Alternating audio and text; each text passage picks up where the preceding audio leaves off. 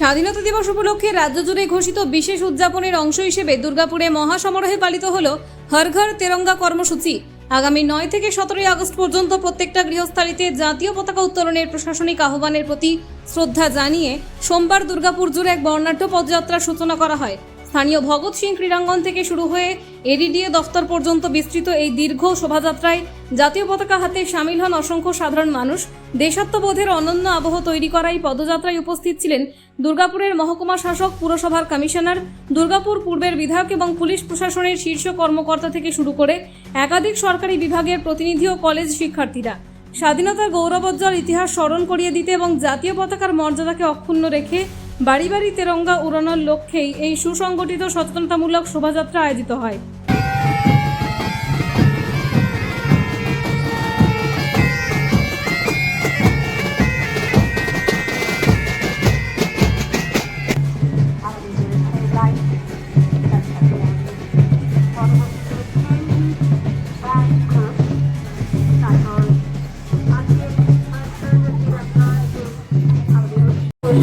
তিরঙ্গা যাত্রা, হর ঘর তিরঙ্গা আমরা প্রত্যেকবার কেন্দ্রীয় সরকারের উদ্যোগে হতো পালন। এবার রাজ্য সরকারের উদ্যোগে আজ মুখ্যমন্ত্রী শুরু করেছেন।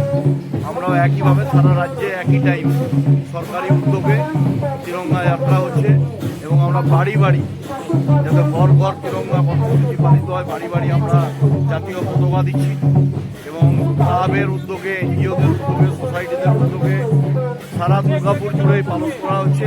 আসানসোল দুর্গাপুর পুলিশ কমিশনারের উদ্যোগেও হচ্ছে, জেলা শাসকের উদ্যোগেও পালিত হচ্ছে।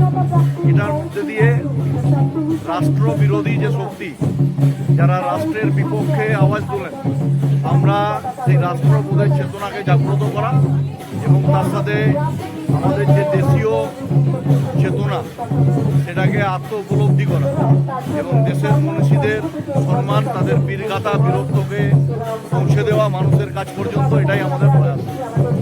Bureau report, Durgapur news digital.